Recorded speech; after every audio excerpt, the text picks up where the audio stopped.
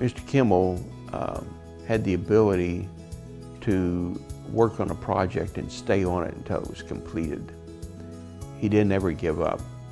And whenever he got going on a project, that's all he thought about. He truly was a genius. And there's so many subjects he was brilliant on and was very willing to share knowledge about how stuff worked. He shared it on a level that everybody could understand. He didn't try and overpower you. I mean, he just would explain how something would work. If you got him talking about something he was interested in, then he became very animated. He loved to talk about politics or theology or engineering or photography or whatever he happened to be into.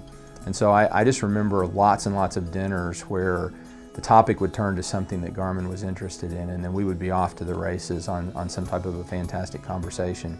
And I think what was most important about those conversations and many other interactions I had with Garmin as a child, he never treated me like a child. He never talked down to me. He never dumbed anything down.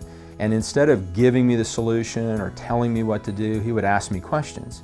He would say, well, do you think this would work, or do you think this would work better, and what would you think about this? And he guided me through figuring out from a systems view how to solve the problem I was trying to solve.